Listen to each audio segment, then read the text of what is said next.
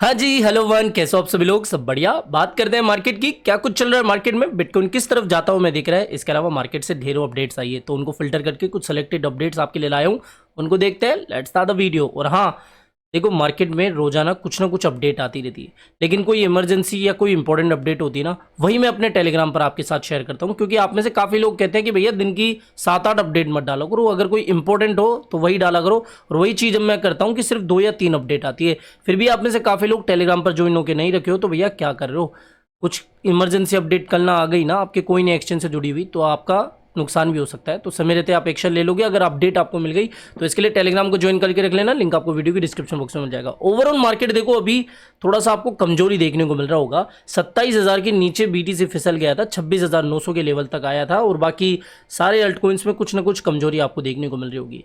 देखो सीधी बात, हमने क्या डिस्कस करा था कि बिटकॉइन जब तक 26,600 के आसपास ना आए तब तक एक कोई लॉन्ग नहीं लेंगे, या फिर 28,400 के आसपास आए तब तो कुछ शॉर्ट की सोचेंगे। लेकिन बिटकॉइन इन दोनों लेवल्स के बीच में जूझ रहा है। यहां पर अभी देख सकते हो 27,300 400 के आसपास चल रहा है, और पिछले 2 दिन से यही चीज हमें देखने को मिल रही है। तो अभी जो करना क्या है, थोड़ा सा वेट कर लेना है। बीच में हाथ डालने से कोई मतलब है नहीं। 26,600 के आसपास लॉन्ग, 28,400 के आसपास आने तो रेजिस्टेंस मिलता है, या फिर कोई अपडेट आती है तो मैं बता दूंगा। बाकी शॉर्ट का तो यही लेवल बनता था, ठीक है। तो अभी कोई ट्रेड बन नहीं रहा है, इसलिए मैं कोई ट्रेड दे नहीं रहा हूँ। जो चीज़ें हमारी पहले की डिस्कस करी हुई थी उसी पे ध्यान रखना। अच्छा, फ्लोकी इनो बहुत ज़्यादा ट्रेंड कर रहा है, 70-75% तक पंप हो गया है बीते कुछ 24 से 48 घंटों के अंदर। और आप देख सकते हो कि अभी भी 36% तक पंप हुआ है, और पिछले 24 घंटों में ही ये 50% से ज़्यादा पंप हुआ है। अपडेट क्या है वो आपको देखने को मिली गई होगी कि भैया Binance.us के ऊपर फ्लॉकी की लिस्टिंग हो गई है। डिपॉजिट स्टार्ट हो चुके हैं, और आज 5 बजे के तकरीबन 25 अप्रैल को जो ट्रेडिंग है वो भी स्टार्ट हो जाएगी यूएसडीटी पेयर के अंदर। अब देखो, आप में से काफ़ी लोग सोच रहे होंगे यार, फ्लोकी जैसा मीम कोइन Binance.us के ऊपर लिस्ट हो गया, ऐसा क्या इसने कमाल कर दिया कि बाइनेंस के ऊपर इसकी लिस्टिंग हो गई। मैंने आपको ऑलरेडी लिस्टिंग डी लिस्टिंग इसके बारे में अच्छे से समझाया हुआ है कि लिस्टिंग कब होती है। जब किसी प्रोजेक्ट के अंदर पॉपुलैरिटी बढ़ती है, होल्डर्स बढ़ते हैं, लिक्विडिटी की अच्छी खासी तादाद रहती है, यूज केस बढ़ता है, डेवलपमेंट लगातार होती रहती है। तो ये सब कुछ चीजें देखते हुए कुछ क्राइटेरिया होते हैं एक एक्सचेंज के कि भैया देखो, ये क्राइटेरिया के ऊपर ये प्रोजेक्ट पूरी तरीके से उतर रहा है तो हम इसको लिस्ट कर सकते हैं। तो जो फ्लोकी इनू है उसने अपने डेवलपमेंट पे ध्यान दिया, अपनी पॉपुलैरिटी, अपने होल्डर्स इनके ऊपर ध्यान दिया, तो इसकी वजह से Binance.us के ऊपर इसकी लिस्टिंग हुई। अब लिस्टिंग के बाद में क्या असर पड़ता है आपको देखने को मिल ही गया होगा कि अचानक से इसमें लगभग 50 से 70% के बीच में पंप आया। अभी क्या करना है, अब आप सभी को पता है, देखो इतना पंप हो जाता है तो वहां पर एंट्री थोड़ी सी मुश्किल हो जाती है या फिर रिस्की हो जाती है। थोड़ा सा इसको ठंडे होने देना है, फिर इसके बारे में हम थोड़ा सा ट्रेड करने के बारे में सोचेंगे। लेकिन अभी ये जितना पंप हो रहा है इसमें हाथ डालना थोड़ा सा रिस्की होगा, ठीक है। दूसरी बात, अब आप में से काफी लोग ये भी सोच रहे होंगे कि भैया बेबी डोज का क्या हो गया। बेबी डोज, बाइबिट, कुकोइन, इतने बड़े बड़े एक्सचेंजों के ऊपर आ रहा है, लेकिन बाइनेंस ने अभी तक इसकी लिस्टिंग की कोई अपडेट नहीं दी।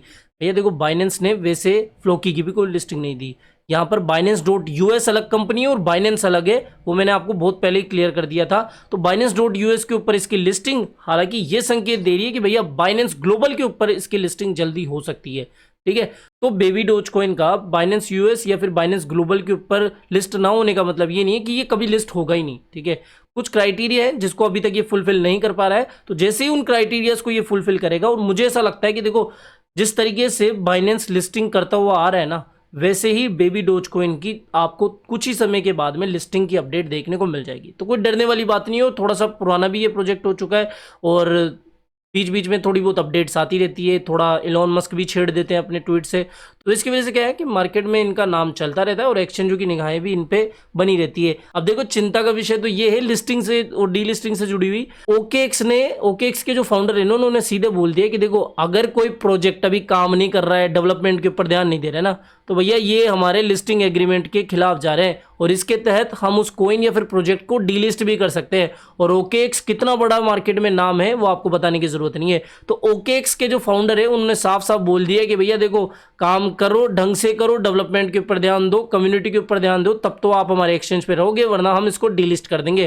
तो ये कहीं ना कहीं एक सीधा तमाचा है उन प्रोजेक्ट्स को जो कि भैया अपनी डेवलपमेंट पे ध्यान नहीं दे रहे हैं, या फिर आराम से सिर्फ होल्डर्स के पैसों से ही मजे कर रहे हैं। तो इन्होंने साफ साफ डेवलपमेंट से जुड़ी हुई ये बात कही, जो कि अच्छी बात है। अगली अपडेट की बात करें, स्टैंडर्ड चार्टर्ड बैंक, नाम तो सुना ही होगा। इन्होंने काफ़ी बड़ा स्टेटमेंट दिया है और ये क्रिप्टो कम्युनिटी के लिए वाकई में एक पॉजिटिव बात है। इन्होंने क्या कहा कि जो क्रिप्टो विंटर इतने समय से चल रही थी वो फाइनली एंड होने जा रही है और by the end of year bitcoin की प्राइस $100K हिट करने वाली है। $1,00,000 एक बिटकॉइन की प्राइस होगी इस साल के एंड तक, इनका ये मानना है, ऐसी इन्होंने प्रेडिक्शन दी है।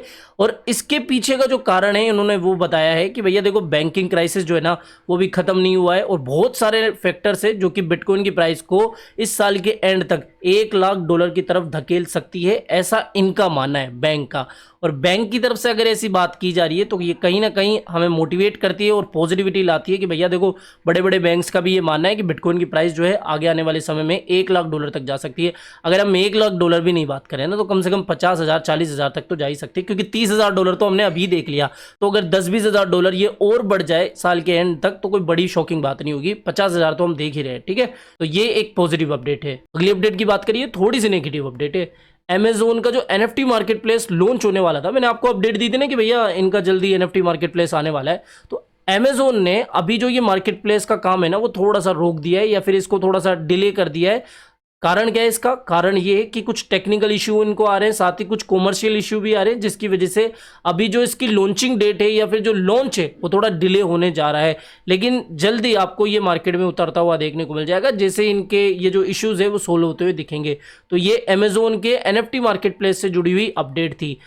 अब देखो, मैंने आपको एक अपडेट और दी थी ना मॉर्निंग में कि कोइनबेस ने SSC को ही सू कर दिया है। अब एक्चुअली देखो, कोइनबेस के जो फाउंडर थे इन्होंने 2022 के अंदर SSC से ये सवाल पूछा था, पिटीशन दायर करके इनसे पूछा था कि देखो, अभी जो एग्जिस्टिंग सिक्योरिटी के रूल्स है क्या वही क्रिप्टो के ऊपर चल रहे हैं या फिर कुछ न्यू रूल आप बनाने जा रहे हैं या फिर कोई ढंग का रेगुलेशन वगैरह भी आपके पास है या फिर नहीं है। और इसका इन्होंने कोई ढंग से रिप्लाई नहीं करा। तो भैया इसकी वजह से कोइनबेस ने SSC को ही सू कर दिया कि ना तो ये हमें कुछ ढंग से रिप्लाई दे रहे हैं, ना कुछ रेगुलेशन एंड रूल्स बता रहे हैं क्लियर, और बस किसी भी एक्सचेंज को मुंह उठा के सू कर देते हैं या फिर उसके ऊपर एक्शन ले लेते हैं। तो ये कहीं ना कहीं एक अच्छी खबर निकल के आई है कि हमारी ही कम्युनिटी में से कोई बड़ा एक्सचेंज SSC के ऊपर ही सू करने जा रहा है या फिर सू किया है। अब यहाँ पर जो ब्रेन आर्मस्ट्रॉन्ग है या ब्रेन आर्मस्ट्रॉन्ग जो भी आप कहते हैं, ठीक है, इन्होंने एक रीट्वीट भी करा है कोइनबेस के NFT प्रोग्राम को, जो कि ये स्टैंड विद क्रिप्टो। यहां पर आप देख सकते हो, the community is clearly fired up about sensible crypto policy, here's how to continue the support. यानी कि सपोर्ट में क्या करना है आपको कि इनकी ये जो NFT है ना वो मिंट वगैरह करने के लिए बोल रहे हैं, साथ ही ये बोल रहे हैं कि कुछ क्लियर पॉलिसी आए, उसी के ऊपर हमें काम करना है और उसी के ऊपर ये आवाज बढ़ा रहे हैं और ये इस तरीके से NFT प्रोग्राम चला रहे हैं। तो इनका ये जो stand with crypto NFT program चल रहा है उसमें आप इनकी जो NFT है वो फ्री में मिंट भी कर सकते हो। यहाँ पर सिर्फ आपको अपना वॉलेट जो है वो कनेक्ट करना है और बाकी आप ये सारी डिटेल पढ़ लेना, बहुत सिंपल सा प्रोसेस होता है। और लिंक चाहिए तो आप इनके कोइनबेस के ऑफिशियल ट्विटर हैंडल पे चले जाना, ठीक है। तो ये अच्छी बात है कि भैया कुछ क्लियर लोग के ऊपर ये इस तरीके से प्रोग्राम चला रहे हैं, अपनी बात रख रहे हैं, तो पॉजिटिव बात है कम्युनिटी के लिए। अगली अपडेट की बात करें तो ये बाइनेंस और रशिया के यूजर्स के लिए अच्छी खबर है और सुबह की SDB क्रिप्टो वीडियो में मैंने इसको बताया भी था कि बाइनेंस जो है वो रशिया के अंदर वापस से आ चुका है। जो रशियन यूजर्स है वो वहाँ के लोकल इशूड मास्टर कार्ड और वीजा कार्ड के जरिए अब क्रिप्टो एक्सचेंजों पर जो पैसा है वो डिपॉजिट कर पाएंगे और वहाँ के जो यूजर्स है, जो लोकल लोग हैं रशिया के, वो बाइनेंस को यूज कर पाएंगे। तो ये कहीं ना कहीं एक पॉजिटिव खबर निकल के आ रही है रशिया से। तो बस आज की इतनी मार्केट अपडेट्स थी, इतनी मार्केट की कुछ इंपॉर्टेंट खबरें आई। बाकी ऐसी कोई ब्रेकिंग अपडेट अभी तक तो आई नहीं, आएगी तो वो डेफिनेटली मैं टेलीग्राम पर आपके साथ शेयर कर दूंगा। तो फिलहाल इस वीडियो में इतना ही। आई होप ये वीडियो आपको पसंद आया होगा। तो वीडियो पसंद आया हो तो डेफिनेटली वीडियो को लाइक करना है, चैनल आप ही का काम का तो चैनल को भी सब्सक्राइब करके रख लेना है। मिलते हैं जल्दी नई अपडेट के साथ। टिल देन जय हिंद, जय भारत।